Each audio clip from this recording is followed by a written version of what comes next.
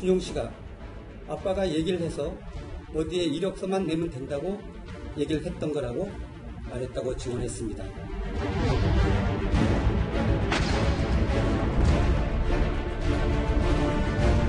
가짜 파슨스 동기 인터뷰 뭐 이런 것들 정말 잘못했다고 생각을 합니다. 최소한 하여간 저랑 만났던 같은 과 파슨스는 아닙니다. 화났죠. 누가 봐도 아니 뻔하게 좀 나가서 해명하면 또 뭐 거짓말 할 것이다 뭐 이런 식으로 공격할 거잖아요. 함정을 파놓고 날 기다리고 있는 게 도발하는 게 확실한데 거기에 넘어갈 사람이 뭐 있어요.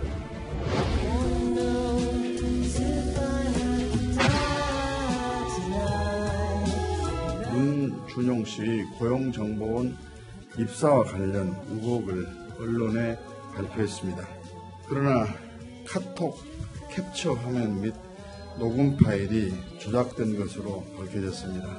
본의 아니게 국민 여러분께 허위 사실을 공표하고 혼란을 드려서 정말 송구스럽게 생각을 하고 있습니다. 정말로 죄송합니다. 문재인 대통령과 그 아들 준용 씨에게도 진심으로 사과를 드립니다. 네. 자, 국민의당이 이 사실을 모르고 저렇게 발표한 것이라고 해도 문제고요.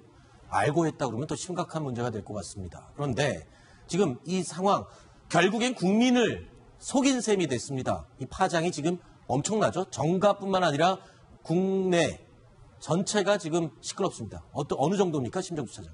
네, 그렇습니다. 5월 9일 대선을 불과 나흘 앞둔 시점에서 국민의당이 당시 엄청난 건이 있다 하면서 발표를 했었죠. 그런데 거기 나왔던 사실들, 거기 나왔던 국민의당의 발표들이 사기, 조작이었다 이런 사실이 밝혀지면서 국민의당 지금 안팎으로 엄청난 시련을 겪게 됐습니다.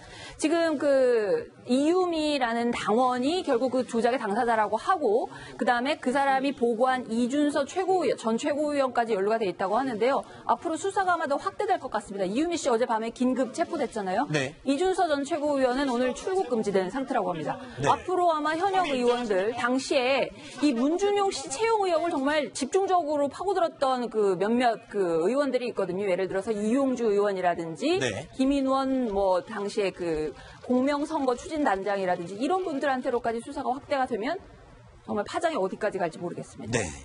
자, 문재인 대통령의 아들 준용 씨는요. 저희 채널 A와의 당시 단독 인터뷰에서도 굉장히 억울함을 많이 호소했습니다. 그 당시 영상 저희가 따로 또 준비했습니다. 함께 들어보시죠.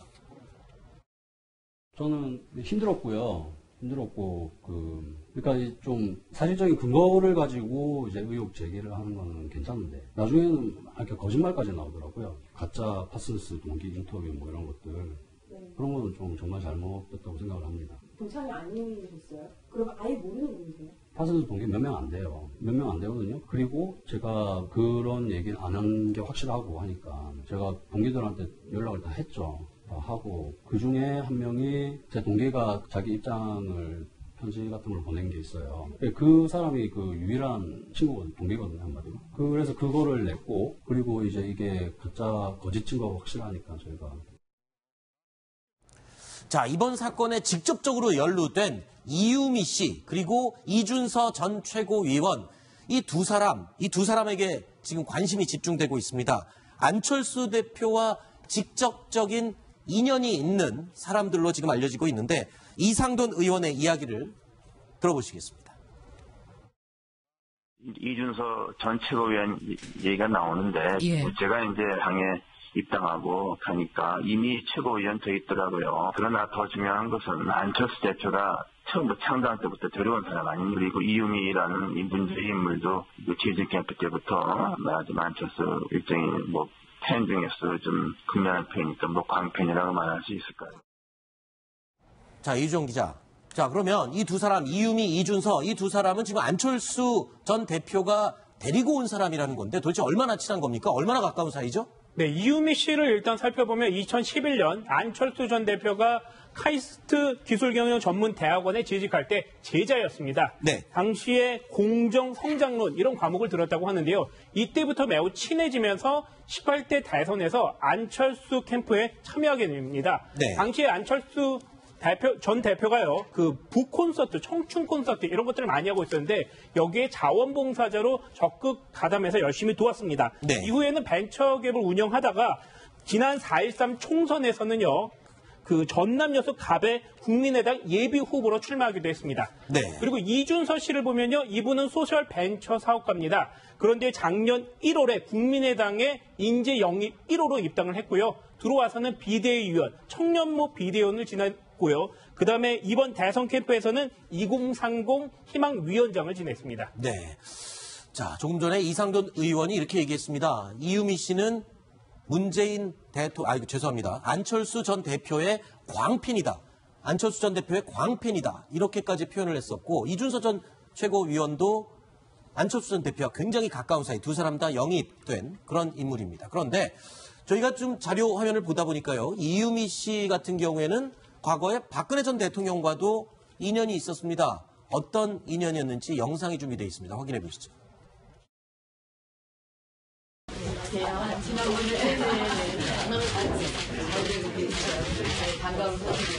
제가 2005년부터 2008년에도 스타트업 3년간 몸담았었던 적이 있었는데 그게 이제 잘 안 돼서 문을 닫고 나서 한 반년 이상 굉장히 심한 우울증을 앓았던 적이 있어요. 그래서 그랬던 점들이 굉장히 어려웠었는데요. 좀 마음을 어루만져 앉아줄 수 있는, 좀 다잡을 수 있는 그런 데를 좀 만들어주시면 좋지 않을까. 사실 관계 부처하고 좀 잘 연구를 해서 그런 그 심리적인 치유 그런 것도 하나 여기서 만들어 보면 어떨까요? 그런 거.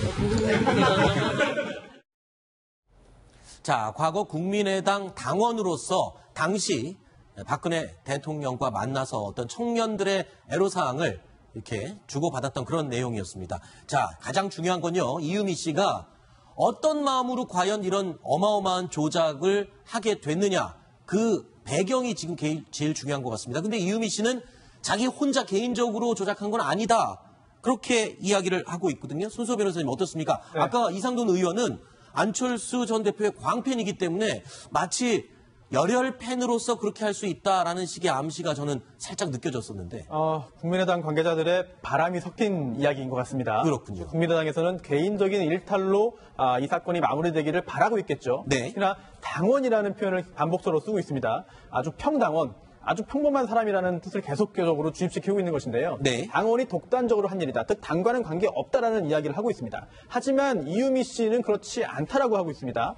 즉 당이 기획해서 지시했다. 라는 그런 표현을 썼고요. 그리고 억울하다. 당이 꼬리 자르기를 하려고 한다. 그리고 출당 조치를 통해서 이렇게 무마하려고 한다라고 하는 이야기를 경찰에서도 하고 검찰에서 하고, 그리고 또 지인에게 그러한 유사한 내용의 문자 메시지를 보내기도 했는데요. 네. 이유미 씨와 국민의당 차원에서의 어떤 이야기들이 굉장히 다르기 때문에 네. 국민의당 자체 진상조사 결과 어떤 이야기가 나올지, 그리고 또 네.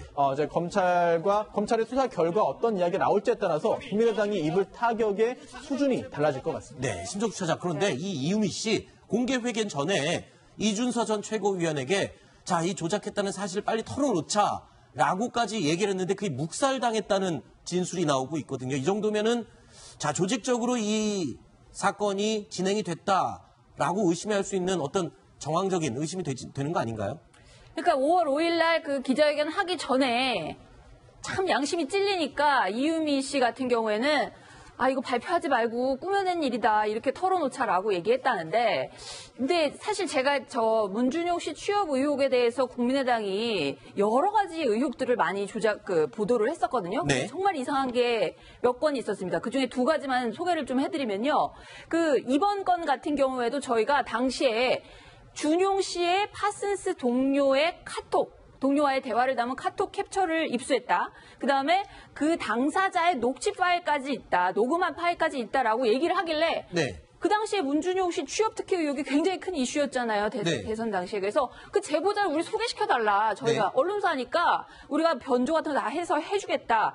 근데 국민의당이 굉장히 자신 없는 모습을 보였습니다. 당시에 만약에 정말 자신 있었으면은 연결을 아마 물밑에서라도 해줬을 그랬겠죠. 거거든요. 당연히 연결했겠죠. 근데 제보자를 직접은 인터뷰할 수 없다 그러면서 저희더러 이메일을 보내면 답할 수 있는 그런 루트를 제공을 해주겠다 이렇게 얘기를 하더라고요. 그리고 또 한 가지 뭐냐면 이거는 이용주 당시에 그 의원이 발표를 했던 건데 고용정보원에 권양숙 여사의 친인척이 있다. 네. 티켓 채용된 사람이다. 여기는 정말 티켓 채용의 온실이다. 막 이렇게 발표를 했다가 사과를 했어요. 결국은 네. 그게 사실이 아닌 걸로 드러나면서 그러니까 국민의당이 당시에 이 문준용 씨 취업 의혹이 굉장히 옛날 사건이잖아요. 2006년. 네. 그래서 모든 당이 다 그걸 가지고 공세를 폈지만은 국민의당이 이렇게 정말 눈길을 끌만한 것들을 내세웠는데 결국 이게 막 조작이라든지 사실이 아닌 걸로 드러나면서 저는 하여튼 굉장히 큰 충격이 국민적으로 있을 거라 생각합니다. 제가 기억하기로도요. 심정수 차장이 얘기했던 바로 그 시기에 저희 채널A 정치부 기자들이 네. 사회부 기자들과 다 달려들어서 파슨스 동문 찾기 그렇습니다. 그거에 혈안이 돼 있었습니다. 근데 그때 별다른 성과가 없었거든요. 없었죠. 근데 나흘 앞두고 갑자기 동료가 나타났다, 녹취까지 확보했다고 하니까 저희 입장에서는 의심할 당연히 수밖에 연결을 해달라, 우리가 검증해보겠다, 그 사람의 진실을. 네. 그렇게 했는데 결국은 제보자를 자신 있게 내놓지 못했던 걸로 봐서 이런 다 조작이라든지 네. 이런 그 은폐됐던 이야기들이 있었던 겁니다. 자, 이렇게 문준영 씨 취업 특혜 의혹에 대한 발표 내용이 조작됐다라는 사실이 드러나면서 이런 상황에서요. 국민의당 측에서는 또 이런 주장을 하고 있습니다. 특검을 해야 되는 게 아니냐 이런 주장을 하고 있는데요. 어떤 내용인지 들어보시죠. 젊은 사회 초년생들이 증거를 조작해 무언가를 얻어보겠다. 어떻게 이런 끔찍한 발상을 할 수 있었는지 경악스럽고 기가 막힙니다. 검찰, 더 나아가 특검은 한 점 의혹 없이 철저히 수사해서 국기 논란 사건으로서 법정 최고형으로 다스려 주시기 바랍니다.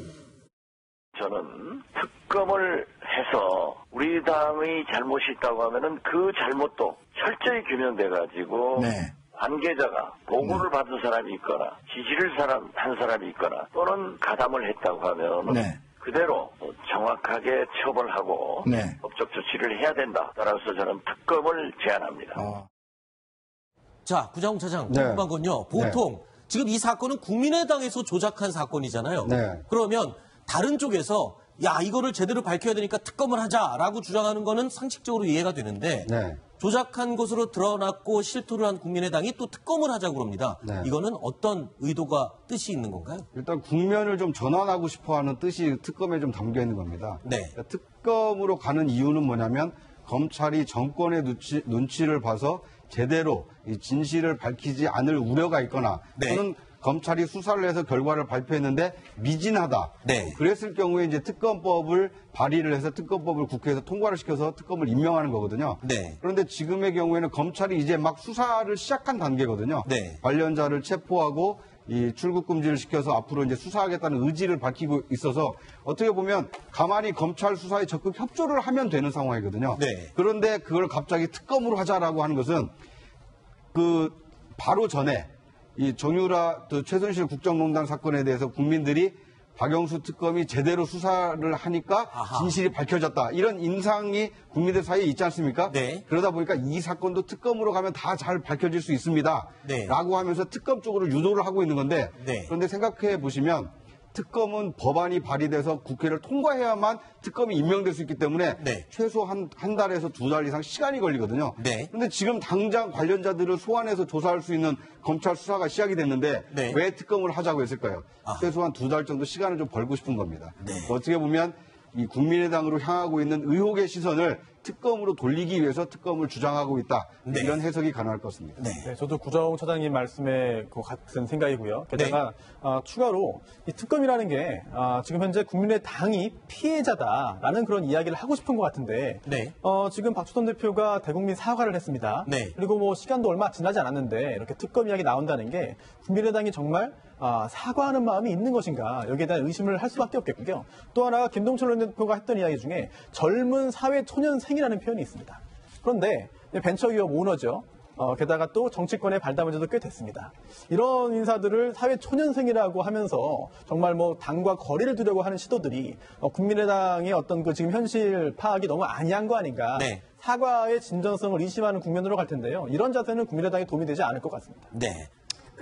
어쨌든 지금 특검을 국민의당이 얘기를 하긴 했는데 두 가지를 동시에 하자는 겁니다. 녹취록 조작도 해.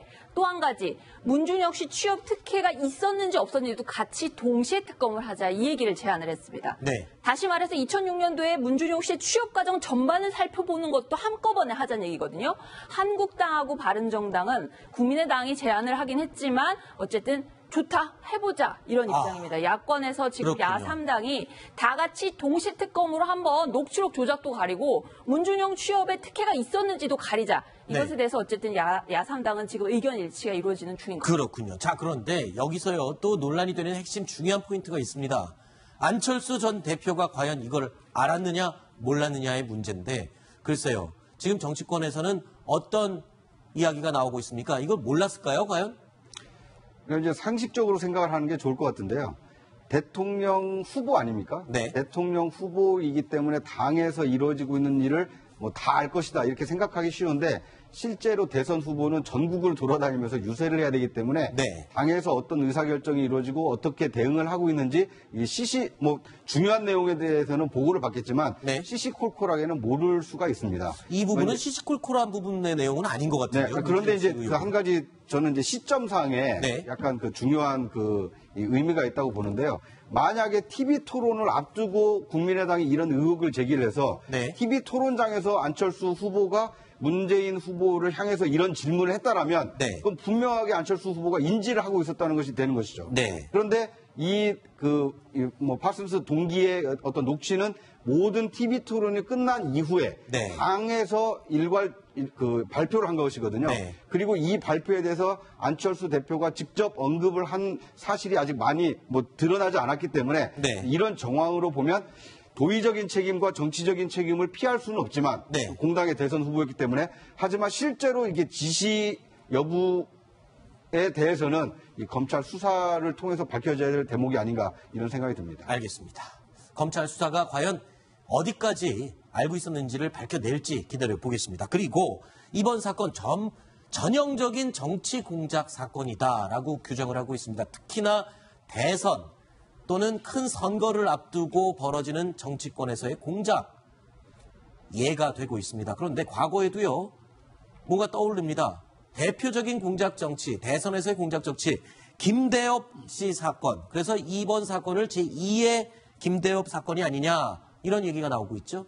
네, 그렇습니다. 2002년 5월로 가면요. 당시 16대 대통령 선거입니다. 당시에 육군 의정부사관을 지낸 김대엽 씨가 갑자기 그 전에 1997년 15대 대선 당시에 이회창 전 국무총리가 관련해서 자신의 아들들의 병역 비리 은폐를 위해서 회의를 했다. 이런 얘기가 있었고요. 이것을 주장을 하면서 자신이 관련된 녹음 테이프를 가지고 있다. 이런 주장을 하면서 판세를 흔들었습니다. 네. 그래서 그 당시에 그 판세를 흔드는 녹음 테이프를 한번 살펴보니까 실제로 봤더니 감정 결과 판독 불능 상태가 됐고요.